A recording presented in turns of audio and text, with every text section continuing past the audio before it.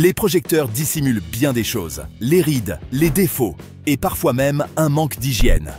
Certaines des plus grandes stars d'Hollywood sont connues pour dégager des odeurs si fortes qu'elles sont devenues une blague récurrente en coulisses. Entre ceux qui refusent d'utiliser du déodorant et ceux qui ne se lavent presque jamais, ces 20 célébrités risquent de changer votre vision du glamour. Numéro 1. Megan Fox. L'apparence éclatante de Megan Fox dans Transformers cache une réalité domestique qui en surprendrait plus d'un.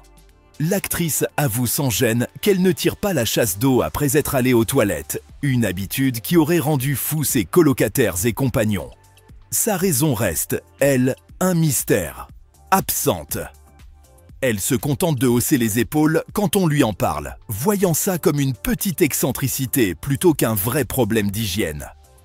Brian Austin Green, son ex-mari, a d'ailleurs raconté qu'ils avaient affiché des règles de salle de bain sur chaque porte de la maison, dans l'espoir de rappeler à Fox les bases de la propreté. Il avait même fait installer des toilettes à chasse d'eau automatiques dans toute la maison. Mais Fox a fini par trouver comment désactiver les capteurs car le bruit soudain l'effrayait. Leur femme de ménage aurait réclamé une prime de risque et les plombiers connaissaient tellement bien leur adresse qu'ils ont fini par leur envoyer des cartes de vœux. Le laisser-aller de Fox ne s'arrête pas à la salle de bain. Elle laisse des serviettes mouillées sur le lit, de la vaisselle sale dans les chambres et des vêtements éparpillés un peu partout. Lors du tournage de Teenage Mutant Ninja Turtles, sa loge est devenue tellement désordonnée que l'équipe a dû engager un assistant à plein temps juste pour y maintenir un minimum d'hygiène. Fox trouvait ça amusant, plaisantant qu'elle pouvait avoir une routine beauté parfaite, mais certainement pas une routine de vie. Ses collègues ont vite compris qu'il valait mieux la retrouver dans des lieux publics plutôt que de risquer une visite dans sa loge. Numéro 2. Shia LaBeouf. La quête d'authenticité de Shia LaBeouf a atteint un nouveau sommet, ou plutôt une nouvelle odeur, pendant le tournage de Fury. Il y incarnait un tireur de chars de la Seconde Guerre mondiale surnommé Bible. Pendant 3 mois, LaBeouf a refusé de se laver, expliquant que les soldats dans les tranchées n'avaient pas ce privilège. Au début, ses partenaires Brad Pitt, Jon Bernthal et Michael Peña admiraient son dévouement. Mais leur opinion a vite changé quand ils ont dû passer de longues journées enfermés avec lui dans un tank pendant 12 heures d'affilée. La situation est devenue si insupportable que l'équipe a commencé à déposer discrètement devant sa loge des colis anonymes contenant du savon, du déodorant et même du shampoing sec. LaBeouf a vu ces cadeaux comme une tentative de saboter son art et a redoublé d'efforts, allant jusqu'à ajouter de la vraie crasse sous ses ongles et à refuser de laver son costume. Pitt, qui a pourtant lui-même la réputation d'utiliser des lingettes pour bébé à la place des douches, a tenté de le raisonner, lui rappelant que le jeu d'acteur ne devait pas devenir un risque pour la santé de l'équipe. Ce n'était pas la première fois que LaBeouf sacrifiait son hygiène pour son art. Lors du tournage du clip Elastic Heart de Sia, la jeune danseuse Maddie Ziegler a eu bien du mal à supporter leur scène de danse contemporaine, allant jusqu'à lui proposer gentiment d'utiliser des lingettes entre les prises. LaBeouf a refusé, affirmant que son état naturel reflétait mieux les émotions brutes du clip. Fait curieux, aucune image des coulisses n'a jamais été publiée. L'équipe aurait admis plus tard avoir dû couper plusieurs moments où l'on voyait Ziegler retenir son souffle pendant leur scène de danse rapprochée. Numéro 3. Robert Pattinson. Sa transformation en Edward Cullen demandait bien plus que du maquillage pâle et des lentilles dorées. Elle incluait aussi les habitudes d'hygiène d'un homme censé être mort depuis 100 ans. Ses célèbres cheveux en bataille n'étaient pas le résultat de produits capillaires sophistiqués, mais simplement du fait qu'il ne les lavait pas pendant plusieurs jours, laissant les huiles naturelles créer ce qu'il appelait une texture de vampire authentique. Ses collègues plaisantaient même en disant qu'on pouvait deviner le nombre de jours de tournage, rien qu'en observant la hauteur de sa coiffure. Son aversion pour la propreté ne se limitait pas à ses cheveux. Pattinson portait la même tenue plusieurs jours d'affilée, disant que ça l'aidait à rester dans son rôle. L'équipe des costumes a fini par découvrir qu'il dormait carrément dedans pour obtenir un look de vampire fatigué, ce qui les a forcés à commander plusieurs exemplaires identiques et à les remplacer discrètement quand ils ne regardaient pas. Kristen Stewart, qui avait pourtant ses propres petites manies d'hygiène, trouvait tout de même que Pattinson exagérait. Surtout lors des scènes dans la prairie, où elle devait poser la tête contre sa poitrine. La situation a atteint son comble pendant la fameuse scène de baseball du premier film, quand Pattinson n'avait pas pris de douche depuis 5 jours. Convaincu que les vampires ne transpiraient pas. L'ironie n'a échappé à personne. Il incarnait un personnage censé dégager un parfum envoûtant, tout en sentant lui-même comme un vestiaire après un match. Les maquilleurs ont fini par venir plus tôt sur le plateau pour ce qu'ils appelaient du contrôle des dégâts, vidant des bouteilles entières de shampoing sec et vaporisant du désodorisant pour tissu sur ses vêtements. Des années plus tard, Pattinson a reconnu que ses habitudes d'hygiène étaient franchement dégoûtantes. Mais il semblait plus amusé que désolé d'avoir traumatisé ses partenaires de tournage. Numéro 4. Britney Spears. Britney Spears a conquis le monde avec ses tubes et ses chorégraphies spectaculaires. Mais derrière les paillettes se cachaient des habitudes qui poussaient ses danseurs à garder leur distance. En 2011, son ancien garde du corps, Fernando Flores, a déposé une plainte très médiatisée où il décrivait l'aversion de la princesse de la pop pour l'hygiène la plus élémentaire. D'après Flores, on sentait l'arrivée de Britney avant même de la voir. Un mélange de fumée de cigarettes froides et d'odeurs corporelles que même son parfum signature ne pouvait dissimuler. Ces révélations offraient une image bien différente de celle, impeccable, qu'elle montrait dans ses clips. Flores affirmait qu'elle pouvait passer plusieurs jours sans se laver, qu'elle ne mettait jamais de déodorant et considérait le brossage des dents comme facultatif. Quant à sa manie de marcher pieds nus, elle ne se limitait pas aux plages ni à sa maison. En 2004, les paparazzi l'ont photographiée traversant une station-service de Los Angeles pieds nus, gravant pour toujours cette image dans la culture pop. Sur les clichés, on la voyait sortir avec les pieds visiblement sales, totalement indifférente aux germes qu'elle venait de ramasser. Ceux qui ont travaillé de près avec elle pendant sa résidence à Las Vegas racontent que des protocoles spéciaux avaient été mis en place pour gérer la situation. Les danseurs apprenaient à se placer stratégiquement pendant les chorégraphies, tandis que l'équipe de maquillage était devenue experte en shampoing sec et en vaporisation de parfums bien ciblés. Numéro 5. Cameron Diaz. Son image de fille californienne pétillante s'effrite vite quand on apprend qu'elle boycotte les déodorants depuis plus de 20 ans. L'actrice est convaincue que les antitranspirants retiennent les toxines dans le corps et finissent par aggraver les mauvaises odeurs au lieu de les prévenir. Cette philosophie peut sembler raisonnable en théorie, mais ses partenaires de tournage, au fil des ans, ont eu bien du mal à la supporter. Surtout pendant les scènes physiques ou les tournages sous une chaleur écrasante. Sa garde-robe témoigne aussi de ses choix d'hygiène discutables. Diaz affirme fièrement porter le même jean pendant des semaines, convaincue que le denim devient meilleur avec le temps et les huiles naturelles du corps. Elle a même été photographiée 4 jours de suite avec la même tenue, les taches s'accumulant comme des badges d'honneur. Pendant le tournage de Charlie's Angels, Lucy Liu et Drew Barrymore ont organisé ce qu'elles appelaient une intervention, lui offrant plusieurs paires de jeans identiques pour qu'elle puisse alterner tout en gardant le confort qu'elle aimait tant. La situation a toutefois dégénéré sur le plateau de Triple Alliance, où son personnage exigeait de nombreux changements de tenue. L'équipe des costumes a fini par découvrir qu'elle portait en secret les mêmes sous-vêtements sous différents costumes, ce qui causait des cauchemars de continuité à cause des taches de sueur visibles. Une nouvelle règle a alors été instaurée. Tous les vêtements devaient être rendus à la fin du tournage. Malgré ça, Diaz a réussi à faire passer en douce quelques-unes de ses pièces favorites. Leslie Mann a avoué plus tard qu'il programmait les gros plans de Diaz tôt le matin, avant que sa philosophie naturelle de l'hygiène n'ait le temps de vraiment se manifester sous la chaleur des projecteurs du studio. Numéro 6. Johnny Depp. Le capitaine Jack Sparrow de Johnny Depp a peut-être parcouru les 7 mers, mais il ne faisait visiblement pas escale pour prendre un bain. Depp pensait que de vrais pirates ne se souciaient ni de se brosser les dents, ni de se laver régulièrement. Alors, lui non plus.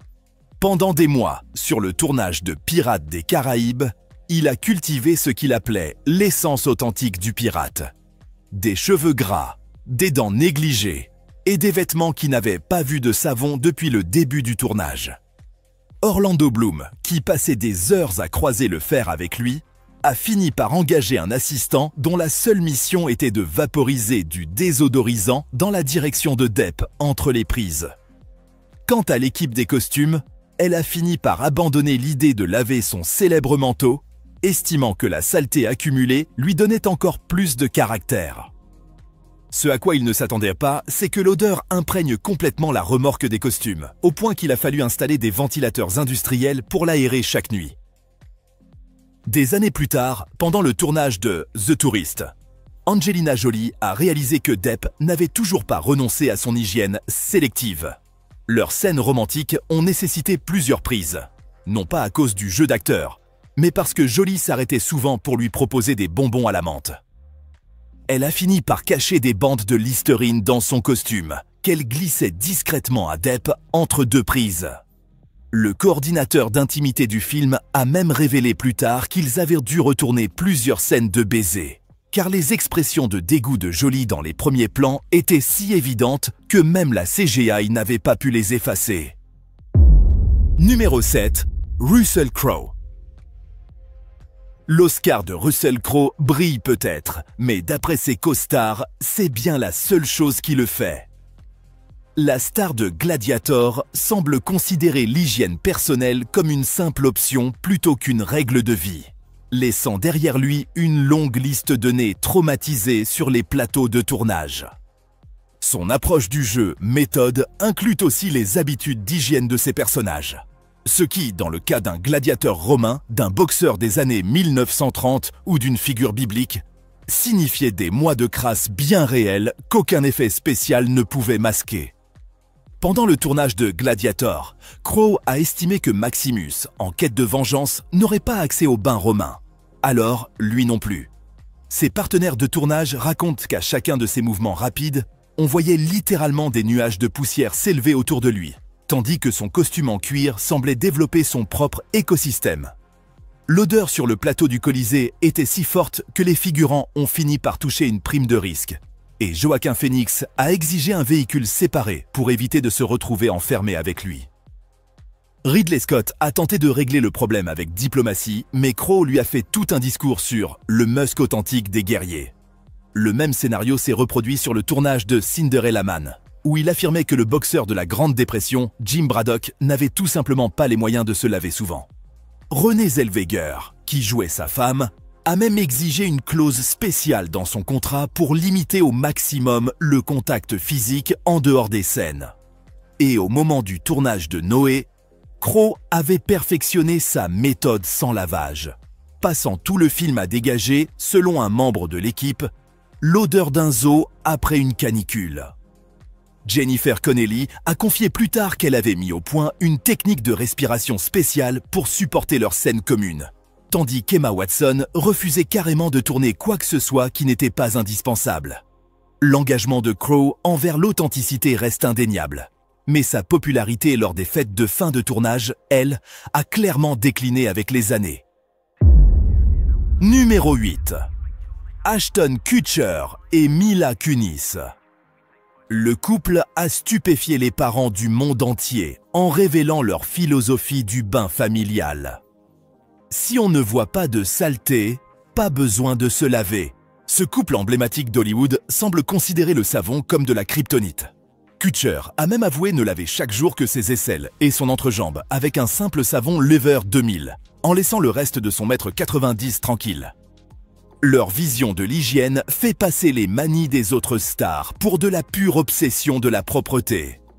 Leurs enfants, Wyatt et Dimitri, ont d'ailleurs été entraînés malgré eux dans cette expérience du lavage minimal. Le couple ne sort le shampoing pour bébé que lorsqu'il voit de la saleté à l'œil nu, estimant que se laver trop souvent enlève les huiles naturelles de la peau. Kunis a expliqué qu'elle n'avait pas d'eau chaude en grandissant en Ukraine et qu'elle n'a donc jamais développé l'obsession américaine pour les douches quotidiennes. Aujourd'hui millionnaire, elle pourrait se baigner dans le champagne, mais préfère à peine se laver. Cette révélation a fait l'effet d'une bombe chez les parents. au point que des pédiatres ont dû rappeler publiquement que la saleté visible ne devrait jamais être le seul critère pour laver un enfant. Le couple reste pourtant imperturbable, Kutcher affirmant fièrement qu'après le sport, il se contente simplement de s'asperger le visage avec un peu d'eau. Leur philosophie commune leur a sans doute fait économiser des milliers de dollars sur la facture d'eau, tout en créant une atmosphère olfactive, particulière dans leur maison à 10 millions de dollars de Beverly Hills. Ils ont même transformé leur manque d'hygiène en expérience de couple, prouvant que ceux qui ne se lavent pas ensemble restent ensemble. Numéro 9. Tom Cruise. Le visage de Tom Cruise a peut-être lancé 1000 navires, mais il a surtout attiré 1000 fientes d'oiseaux dans sa quête de jeunesse éternelle. La star de Mission Impossible aurait en effet adopté un ancien rituel de beauté japonais, appelé soin du visage geisha, qui consiste à appliquer délicatement des excréments de rossignol sur la peau. Alors que la plupart fuient les fientes d'oiseaux, Cruise, lui, semble les accueillir à bras ouverts, carte de crédit en main et espoir d'une peau plus lisse. Ce traitement, réputé riche en enzymes exfoliantes, coûte plus de 300 $ la séance dans les spas les plus exclusifs. Victoria Beckham ayant publiquement vanté les mérites de cette méthode, Cruise aurait trouvé là la caution de célébrité qu'il lui fallait pour franchir le pas.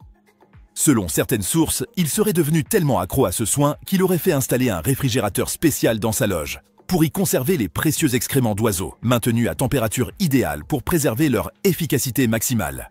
Ce qui rend tout cela encore plus étrange, c'est le contrôle quasi obsessionnel que Cruise exerce habituellement sur son image. Pourtant, il accepterait de garder ses excréments d'oiseaux sur le visage pendant près de 30 minutes à chaque séance. Les esthéticiennes qui lui auraient appliqué le soin le décrivent comme parfaitement zen, méditant paisiblement pendant que les fientes de rossignol font, supposément, leur œuvre magique.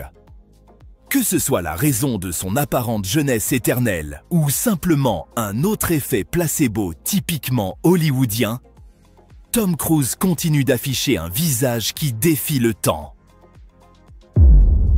Numéro 10. Jennifer Lawrence. Jennifer Lawrence a transformé The Hunger Games en The Hunger Breath Games avec ses repas d'avant-scène qui ont fait douter ses partenaires masculins de leur décision de carrière. Avant chaque scène romantique, l'actrice avait pour habitude de se régaler de ses plats préférés, pain à l'ail, sandwich au thon et bagels tout garnis avec supplément d'oignons. Elle transformait littéralement le service traiteur en arme anti-intimité, créant une barrière d'haleine si puissante qu'elle aurait pu être utilisée par le Capitole lui-même. Liam Hemsworth a été la principale victime de cette guerre olfactive, notamment pendant leur scène dans la grotte où il était impossible de s'échapper. Il a fini par venir sur le plateau avec une poche remplie d'altoïdes, qu'il offrait à Lawrence en guise de traité de paix. Quand ça n'a pas suffi, il a tenté de retenir son souffle pendant les prises, provoquant des expressions faciales si étranges qu'il a fallu refaire plusieurs scènes. Elle avait littéralement le goût du déjeuner, a plaisanté Hemsworth lors d'une tournée de presse, tandis que Lawrence riait à côté de lui, sans la moindre excuse. Josh Hutcherson, lui, a développé ses propres techniques de survie, notamment une subtile inclinaison de la tête pour éviter le souffle frontal. Cette technique lui permettait de respirer par le coin de la bouche pendant leur baiser. L'équipe a fini par remarquer qu'il demandait de plus en plus souvent des changements de script pour éviter les dialogues en face à face après les déjeuners. Lawrence, trouvant la situation hilarante, s'est mise à pousser le jeu encore plus loin, en choisissant exprès des repas encore plus odorants au fil du tournage. Pour Mockingjay, elle s'était mise aux salades César avec double portion d'anchois, affirmant que ça l'aidait à se mettre dans la peau d'une survivante comme Katniss. Finalement, l'équipe de restauration a reçu une note officielle leur demandant d'éviter toute nourriture trop odorante dans les 2 heures précédant les scènes intimes. Numéro 11. Jake Gyllenhaal. L'acteur a fait sensation sur les réseaux sociaux après avoir déclaré à Vanity Fair que les douches quotidiennes étaient, selon lui, surestimées. Le nominé aux Oscars affirmait qu'un lavage trop fréquent élimine les bonnes bactéries et rend la peau plus vulnérable et déséquilibrée. Sa philosophie consiste à laisser le corps se nettoyer naturellement. Il précise toutefois qu'il fait une exception pour l'hygiène bucco-dentaire, assurant que ses dents reçoivent toute l'attention nécessaire. Cette approche du lavage minimaliste lui serait venue pendant sa transformation pour Nightcrawler. Il avait remarqué que sa peau paraissait plus saine lorsqu'il se douchait moins, attribuant cet éclat naturel aux huiles que sa peau conservait. Cette révélation est tombée à point nommé, puisque ses partenaires de Spider-Man, Far From Home, murmuraient déjà à propos de sa présence, olfactive, disons, assez particulière pendant les scènes de combat. Tom Holland a d'ailleurs déclaré avec beaucoup de diplomatie que Gyllenhaal apportait une authenticité intense à leurs scènes de confrontation, sans jamais entrer dans les détails. Ce commentaire a soudain donné une nouvelle perspective aux journalistes People, qui se sont empressés de revoir sous un autre angle l'historique amoureux de l'acteur. La chanson All Too Well de Taylor Swift a même pris une nouvelle dimension. Certains fans se demandant si une différence d'hygiène n'avait pas joué un rôle dans leur rupture. Gyllenhaal, lui, semblait plutôt amusé par la controverse. Il a expliqué que, selon lui, l'obsession américaine pour le lavage constant relevait plus du conditionnement culturel que d'un vrai besoin. Il a même cité les habitudes de bain européennes en exemple, avant que plusieurs de ses collègues européens ne précisent aussitôt que « moins souvent ne voulait pas dire jamais ». Numéro 12, Bradley Cooper. L'habitude de Bradley Cooper de prendre 3 douches par jour pourrait faire rêver les maniaques de la propreté, jusqu'à ce qu'on apprenne qu'il refuse d'utiliser du déodorant pendant l'une d'elles. La star de Very Bad Trip est convaincue que les antisudorifiques à base d'aluminium bloquent le processus naturel de détoxification du corps en empêchant les toxines de s'évacuer par la sueur. Sa solution ? Se doucher sans arrêt, mais laisser la nature faire son travail entre 2 lavages. Un cycle propre puis funky qui laisse ses collègues deviner quelle version de lui ils vont croiser. Il se douche d'abord à 5 h du matin, puis se rince à nouveau après ses fameuses séances de sport de 2 heures, avant un dernier passage sous l'eau juste avant de se coucher. Mais sans déodorant, le musc naturel du natif de Philadelphie a tendance à s'intensifier au fil de la journée. Un vrai problème pendant les tournées de presse, souvent organisées dans des salles d'interview étroites et mal aérées. Jennifer Lawrence, sa partenaire dans Happiness Therapy, lui a un jour offert une pierre de déodorant en cristal pour plaisanter. Il l'a effectivement testée avant de déclarer qu'elle perturbait son équilibre chimique naturel. L'ironie de la routine de Cooper saute aux yeux pendant la saison des récompenses.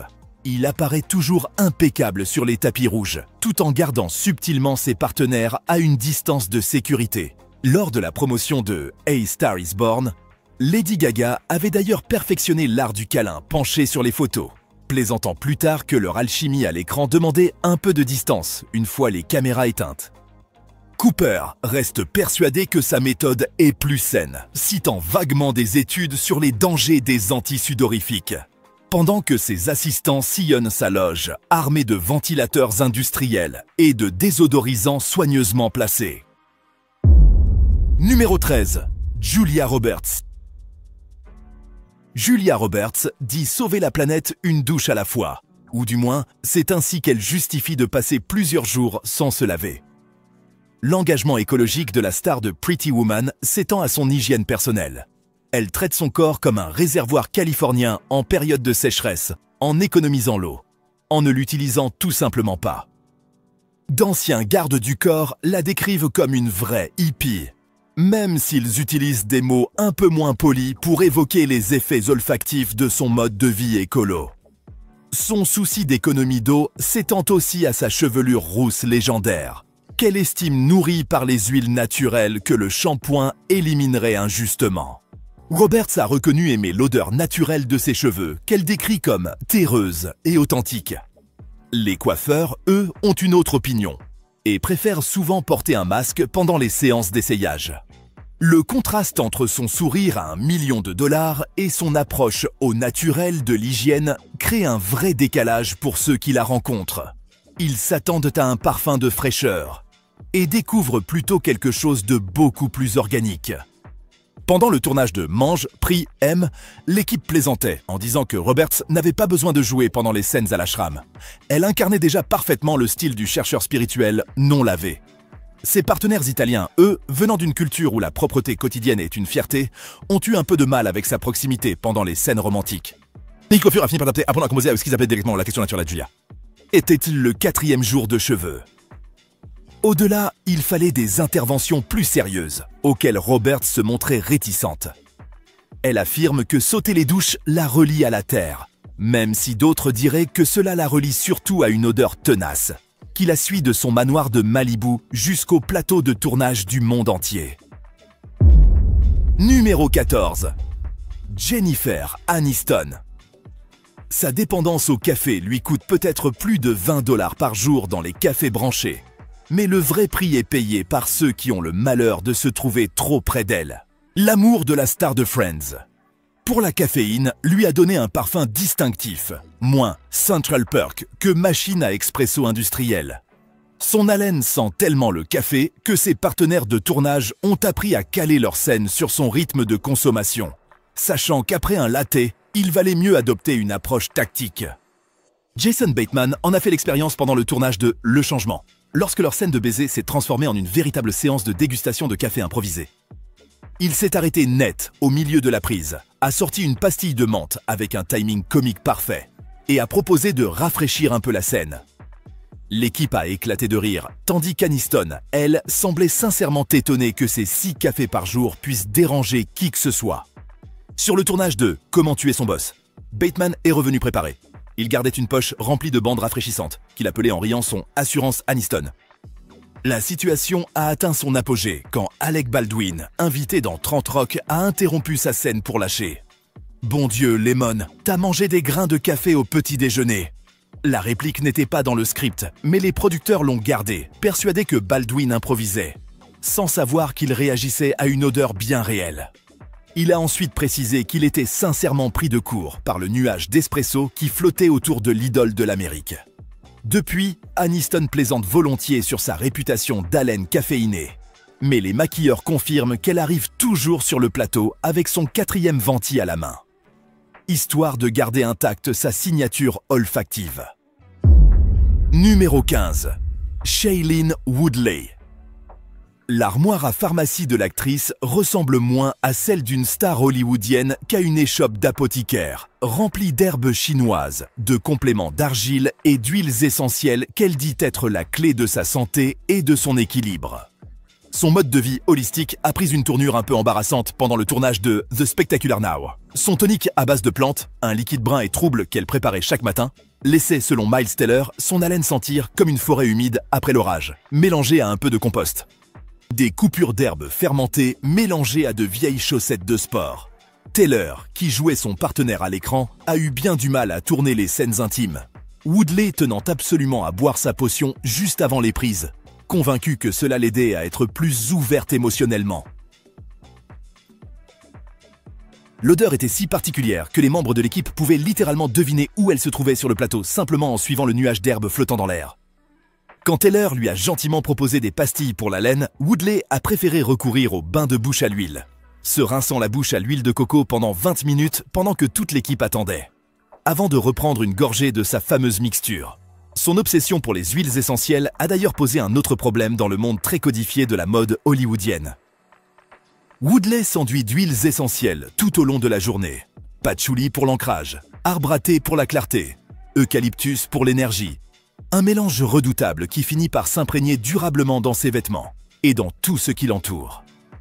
Les grandes maisons de couture ont fini par refuser de l'habiller après avoir constaté que leur robe à 30 000 $ revenait imprégnée d'une odeur de boutique bio. Valentino aurait carrément préféré détruire une robe plutôt que tenter de la nettoyer, tandis que Versace a instauré une clause Woodley, imposant un dépôt de nettoyage conséquent avant chaque emprunt. Elle, en revanche, reste totalement indifférente, interprétant ce rejet comme la preuve que le monde de la mode a désespérément besoin de plus d'énergie de guérison naturelle. Numéro 16. Post Malone. Sa musique domine les classements, mais son odeur, elle, ferait fuir une salle entière. Le rappeur tatoué est connu pour éviter le déodorant, au point que des rumeurs affirment qu'un ancien manager aurait quitté son poste simplement parce qu'il ne supportait plus son odeur pendant les longs trajets en bus de tournée. Même si Malone qualifie ces histoires d'exagération, il admet sans gêne ne pas utiliser de déodorant, décrivant son odeur comme un musc naturel. Là où d'autres y voient plutôt un relent de poubelle. Sa philosophie est simple. Quand on a du succès, on a le droit de sentir comme on veut, Lors des rencontres avec les fans, beaucoup ont remarqué un parfum. Distinctif, perceptible même en plein air. Quant aux agents de sécurité, ils feraient littéralement un tirage au sort pour savoir qui devra rester le plus près de lui pendant les concerts. Sa liste de demandes de tournée inclurait apparemment des exigences très précises en matière de ventilation dans les loges. Non pas pour son confort, mais pour celui des autres. Après plusieurs plaintes des artistes en première partie, les salles ont fini par renforcer la circulation de l'air dès qu'il est à l'affiche. Ironiquement, Malone fait la promotion de plusieurs parfums et possède même sa propre marque de vin, mais refuse de s'attaquer à son odeur naturelle. Il plaisante souvent en disant que son parfum personnel fait partie de sa marque, une sorte de carte de visite olfactive qui annonce son arrivée avant même qu'il n'entre dans la pièce. Certains fans dévoués ont même créé des forums pour échanger sur leurs expériences face à son musc, le notant sur une échelle allant de supportable à dangereux pour la santé. Malgré cette agression olfactive, sa popularité ne faiblit pas. Preuve qu'à l'ère de la musique moderne, le talent peut surpasser même la plus tenace des odeurs corporelles. Numéro 17. Matthew McConaughey. Les publicités Lincoln de Matthew McConaughey respirent de la classe et la confiance. Mais son mode de vie sans déodorant fait fuir plus qu'il n'attire depuis plus de 20 ans. Le Texan refuse les antisudorifiques avec la ferveur d'un croyant, convaincu que son odeur naturelle attire les femmes comme des papillons de nuit autour d'une flamme. Ses partenaires féminines, elles, racontent une toute autre version, faite de techniques de respiration contrôlée et de prières pour que les scènes se tournent en extérieur. Kate Hudson en a fait les frais pendant le tournage de Fool's Gold, sous la chaleur écrasante de l'Australie. Après leur première scène torse nu, elle est revenue le lendemain avec tout un arsenal de déodorants naturels sans aluminium, espérant en trouver un qui l'accepterait. Mais McConaughey a tout refusé, déclarant que masquer son odeur reviendrait à mettre un costume sur son âme. Hudson a confié plus tard qu'elle mâchait frénétiquement du chewing-gum à la menthe pendant leur scène. Non pas pour son haleine, mais pour créer une sorte de barrière mentholée dans ses narines. McConaughey, lui, continue d'assurer que les femmes adorent son parfum naturel, qu'il décrit poétiquement comme un mélange de cuir séché au soleil et de cèdre texan. Cependant, sa maquilleuse, sur « Comment se faire larguer en 10 leçons », a révélé qu'un ventilateur lui était réservé entre chaque prise, non pas pour le rafraîchir, mais pour permettre à toute l'équipe de survivre à proximité.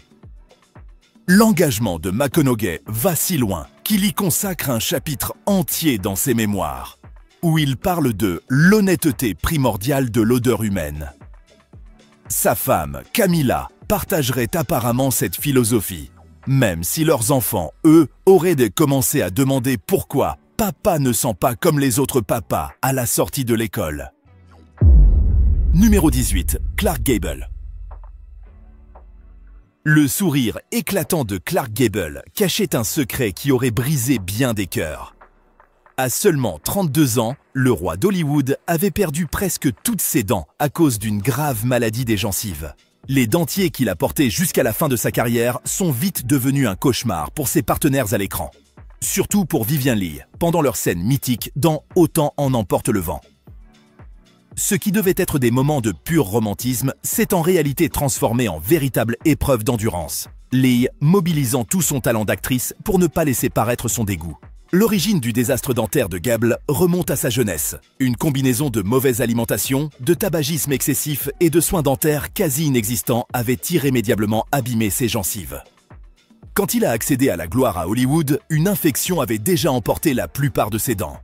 Ces dentiers, fabriqués bien avant l'arrivée des matériaux modernes, absorbaient les odeurs comme des éponges et dégageaient un parfum si particulier que les maquilleurs le décrivaient comme un mélange de choux pourris et de boules de naphtaline. Leigh aurait confié à des amis qu'embrasser Gable revenait à coller son visage contre un broyeur à ordures.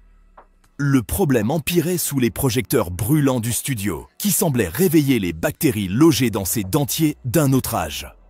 Lors de leur célèbre scène de l'escalier, Leigh aurait demandé plusieurs pauses, prétextant devoir ajuster son costume, alors qu'en réalité, elle essayait simplement de reprendre son souffle. Le réalisateur Victor Fleming a fini par programmer toutes les scènes de baiser tôt le matin, espérant que les dentiers de Gable seraient alors au plus frais. Quant à l'équipe des costumes, elle gardait discrètement de l'huile de menthe poivrée sur le plateau, que Leigh appliquait sous son nez entre deux prises pour tenir le coup. Malgré cette épreuve olfactive, leur alchimie à l'écran a conquis le monde entier, prouvant que la magie du cinéma peut parfois triompher même des réalités les plus nauséabondes. Numéro 19. Sandra Bullock. L'armoire à pharmacie de l'actrice contient un secret qui en surprendrait plus d'un. L'heureuse détentrice d'un Oscar jure par la crème pour hémorroïdes comme soin miracle pour le contour des yeux, appliquant ainsi, sans hésiter, un produit destiné à une toute autre zone du corps, juste sous son regard légendaire d'Hollywood.